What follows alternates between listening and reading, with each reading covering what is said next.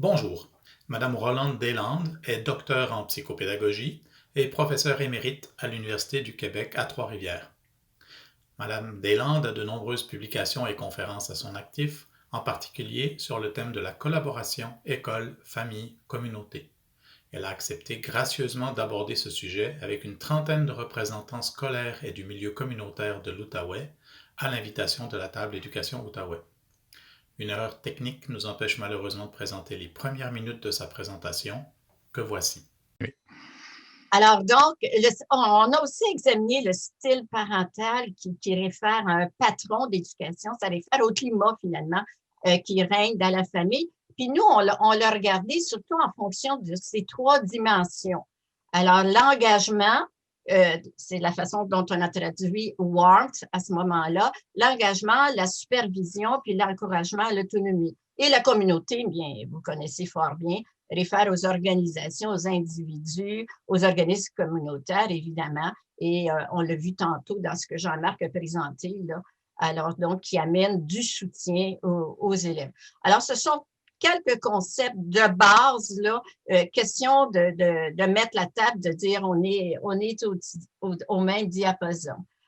Alors, pourquoi qu'on parle de relations, je viens juste de le mentionner, là, finalement, on est arrivé à ce terme-là, parce qu'on voit que participation, ça réfère à des actions. Hein? On participe, on agit, on intervient.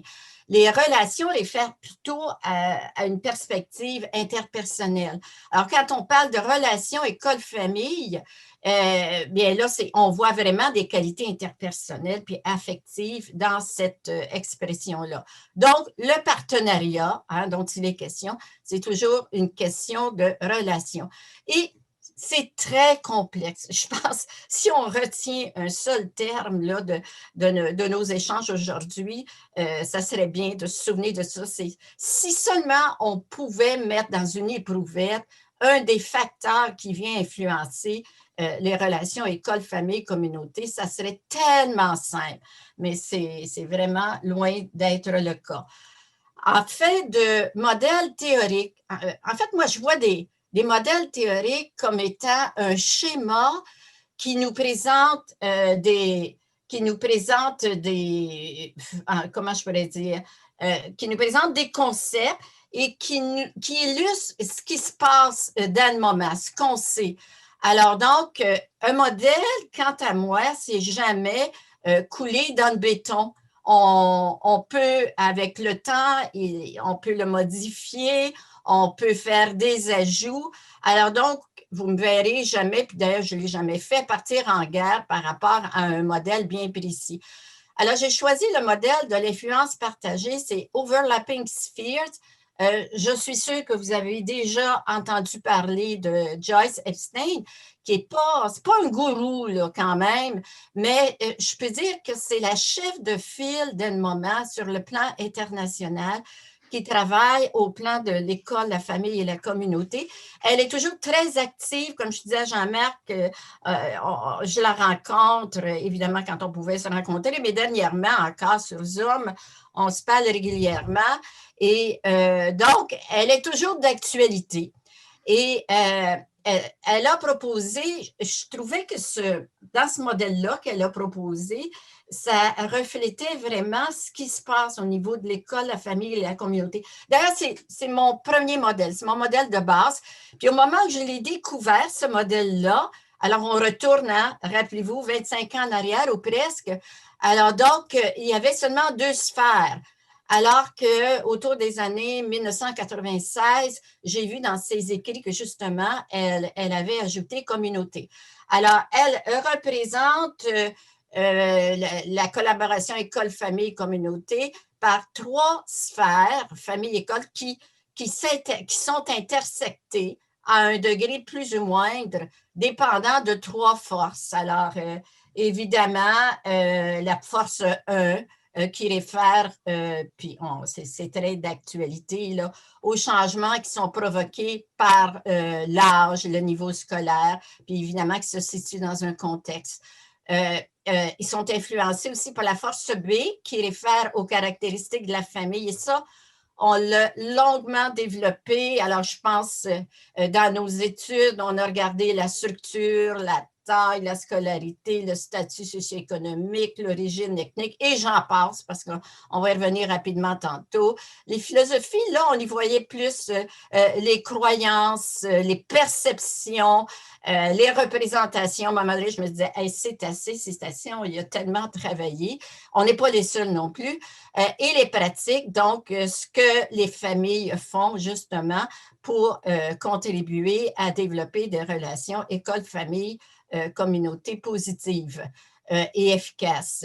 Et c'est la même chose en ce qui concerne l'école, les caractéristiques de l'école, les croyances aussi, alors des enseignants, des intervenants, de la direction et les pratiques qu'on met en place pour favoriser cette collaboration-là. Et comme je disais tantôt, on a également développé au niveau de la communauté. Alors oui, les caractéristiques de la communauté influencent ce degré d'intersection-là, les croyances qui existent dans la communauté et les pratiques qu'elle met en place. Alors donc, c'est un modèle qui ne faut pas le voir de façon passive. Alors, c'est un modèle qui bouge dépendant de toutes ces forces-là. Alors, ce modèle-là a été très inspirant. Il est toujours d'actualité, comme je mentionnais. Et en même temps, Joyce Epstein a aussi développé, si on passe à l'autre diapo, Jean-Marc, oui, une typologie. Probablement que vous en avez entendu parler. Ce n'est pas un modèle, c'est comme un outil. En anglais, on parle de framework, qui est là pour aider les familles puis l'école dans leurs responsabilités. Alors, on parle de réussite et de développement des jeunes. Bon, on va utiliser le terme type ou bien clé. Alors, le premier type, finalement, ou la première catégorie de pratique réfère au rôle du parent éducateur. Alors, c'est comment on peut aider en fait, ça réfère aux responsabilités de base des parents pour justement mieux comprendre, on peut les aider à mieux comprendre le développement des jeunes ou encore quelles conditions mettre en place à la maison pour favoriser les apprentissages, etc. Donc, et ce type-là, cette catégorie-là, a des impacts autant sur les jeunes, sur la famille et sur l'école. Alors donc, comment l'école peut aider, puis même on peut venir chercher la communauté, comment on peut mieux travailler ensemble par rapport au rôle du parent. La communication, évidemment, c'est le nerf de la guerre. C'est vraiment au centre. Et ça s'est développé énormément avec les technologies. Il y a tellement de façons d'entrer en contact. Puis, à ma grande surprise, là, on se rend compte que le petit mémo est toujours… Là, on est avant la pandémie, il faut se souvenir de ça. Puis j'ai trouvé que l'exercice demandait des défis justement pour oublier qu'on parle de l'avant la pandémie et après. Alors, même des parents qui demandent à la direction de les contacter par texto, puis je peux dire que ça, c'est vraiment un traitement de faveur, là. Alors, on ne voudrait surtout pas que les parents ou même encore l'école fonctionne toujours de cette façon-là, mais c'est d'utiliser plusieurs façons pour rejoindre les parents. Et on sait qu'on a encore, dans certains milieux, en 2021, on a encore des familles qui n'ont pas accès à Internet rapide. Alors, il faut se souvenir de ça. Le bénévolat, alors oui, on sait que, que ce soit les gens de la communauté ou que ce soit des membres de la famille, ils n'attendent pas en file indienne à l'école, mais il y en a, on en a besoin, on les apprécie. Et puis même, ce qui entre dans cette catégorie-là, c'est la participation des familles ou des parents comme audience à l'école. L'apprentissage à la maison, évidemment, tout de suite, on pense là, comment on peut mieux aider les parents par rapport à ce qui vient là, aux devoirs et leçons. En passant, on a déjà fait une étude longitudinale sur 4 ans par rapport aux devoirs et leçons, et j'en aurais long à dire là-dessus. Prise de décision, on sait que c'est en changement. Et là, quand on regardait ça, c'était en lien avec surtout le conseil d'établissement ou bien des organismes de participation parentale. Et c'est clair encore là que c'est un nombre, un nombre minimal de parents qui y participent et ça se comprend. Et collaboration avec la communauté.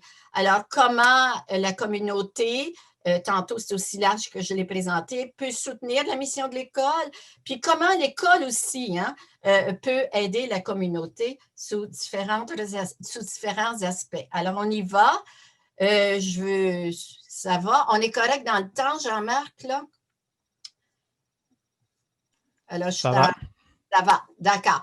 Et l'autre modèle, écoutez, que j'ai présenté, je retourne encore en arrière, il y a toujours une petite partie historico-culturelle, là.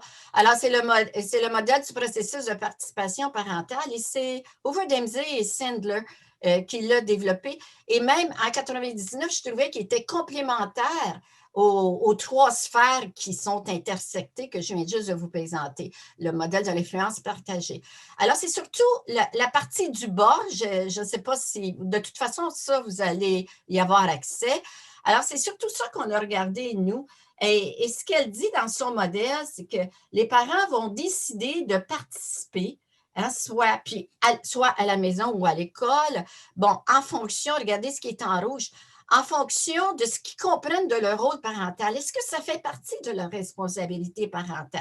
En fonction de leur sentiment de compétence, évidemment, je suis capable, ça va-tu faire une différence si je le fais?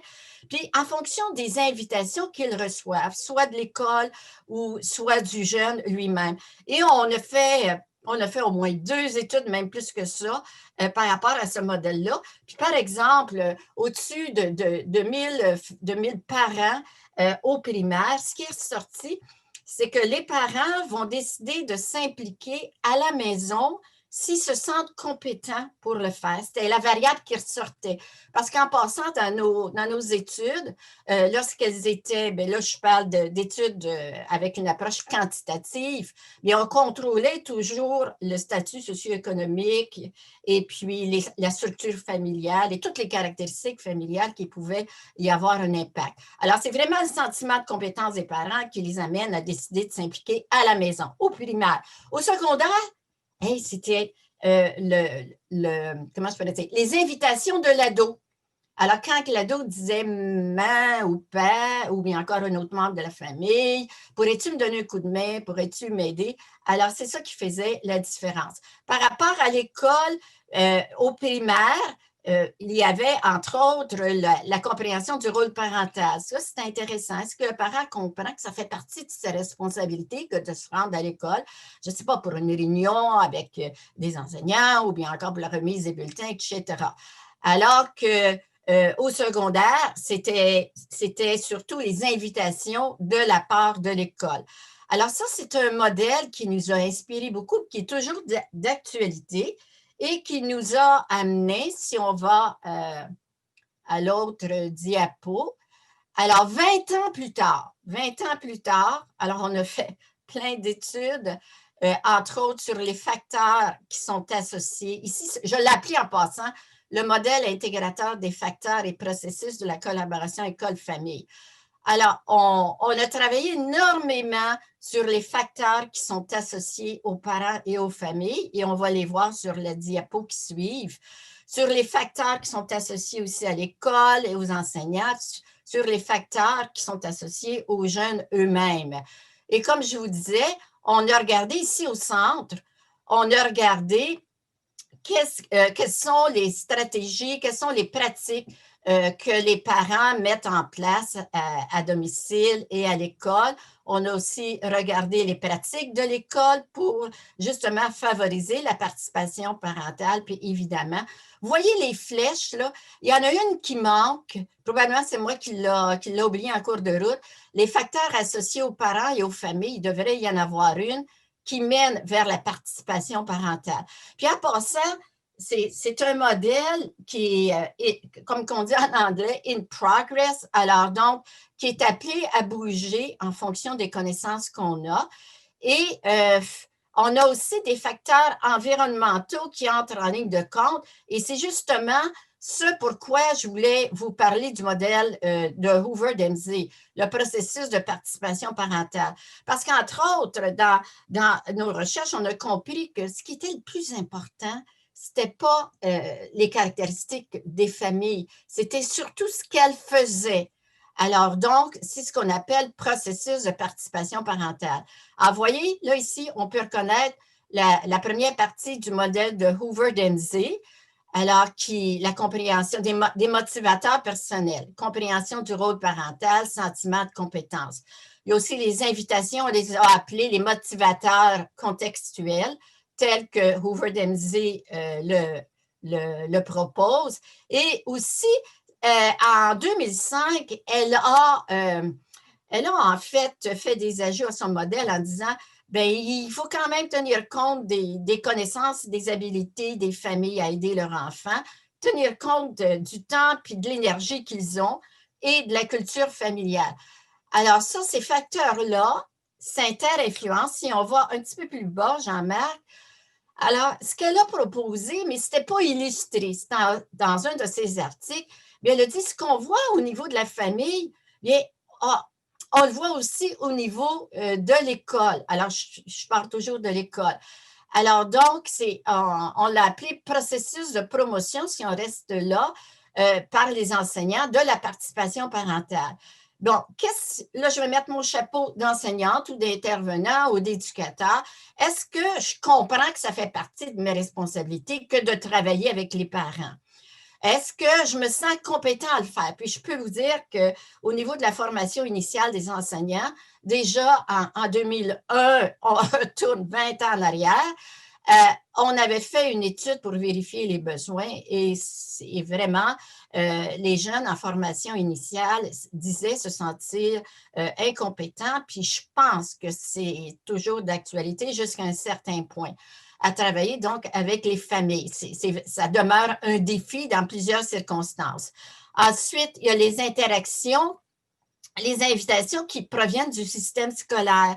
Alors, quand on invite directement, et ce qui semble fonctionner le plus, c'est quand on s'adresse de façon personnelle aux familles. Et les invitations provenant des leaders scolaires, et là, évidemment, j'ai en tête les directions d'école, s'il y a des agents de liaison, je ne connais pas toutes vos situations, mais c'est super important. Et aussi la proactivité de l'école, dans le sens que hey, ça fait au moins 25 ans qu'on demande du temps et de l'énergie, du temps surtout, hein, dans nos écoles pour travailler avec les parents, pour travailler avec les familles. Alors donc, les connaissances aussi qu'on développe au niveau de l'école. Évidemment, la culture scolaire qui est omniprésente. Dans certaines écoles, entre autres, je pense à plein d'études qu'on a faites, ça, c'est une des frustrations hein, que j'ai vécues en préparant ces petites diapos-là. Il me semble qu'on aurait pu se dire tellement de choses. Mais dans certaines écoles, il y a des enseignants qui nous ont dit, bien, nous, nos contacts avec les parents, bien, je veux dire, à chaque fois qu'on leur parle, on prend ça en note. Et c'est surtout et c'est demandé par la direction, c'est surtout pour nous protéger éventuellement s'il y avait des retours de la part des parents.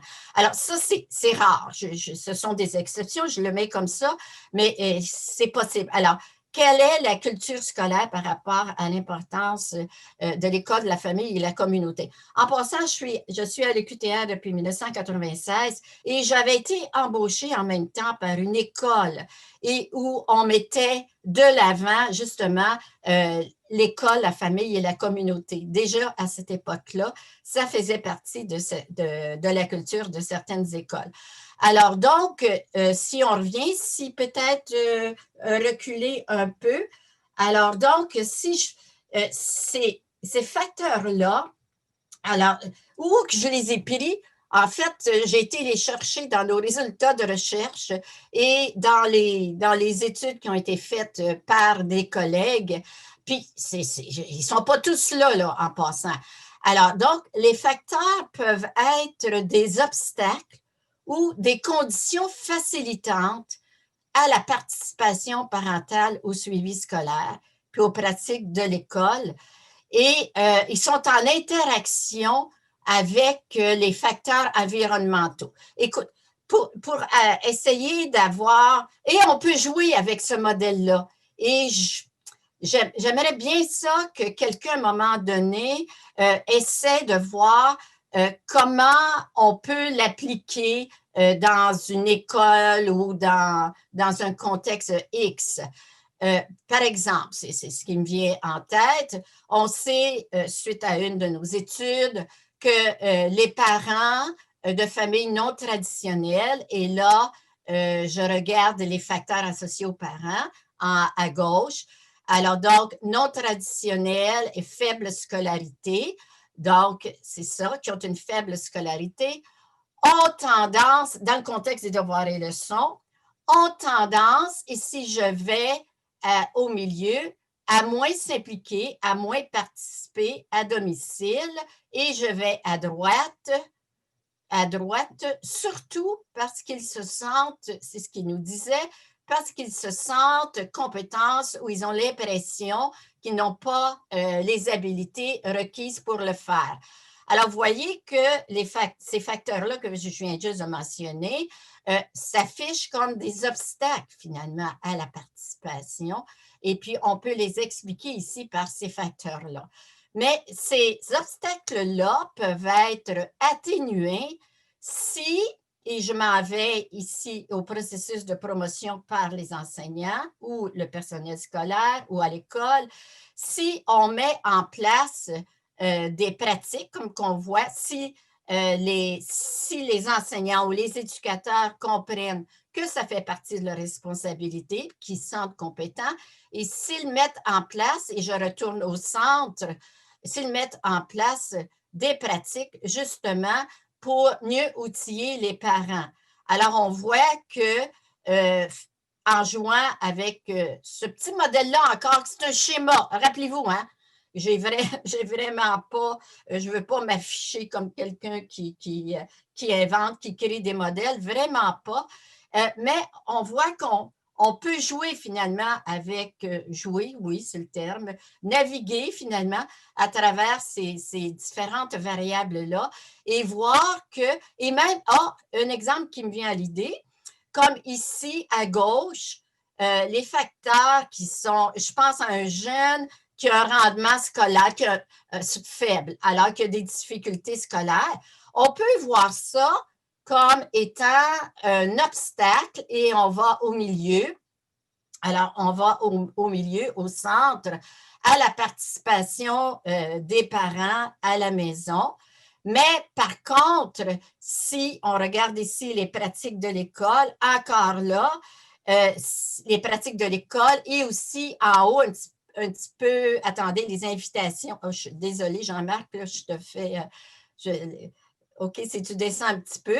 Alors, si on voit des invitations provenant justement d'un intervenant de l'école qui s'adresse aux parents et qui met de l'avant au milieu des stratégies ou des pratiques pour aider les parents, bien, finalement, ces invitations-là deviennent comme des conditions facilitantes et le facteur au départ, le facteur associé aux difficultés de l'enfant, qui au départ apparaissait comme un obstacle, mais peut devenir un élément facilitateur, une condition facilitatrice pour favoriser finalement les relations école-famille collaboratives.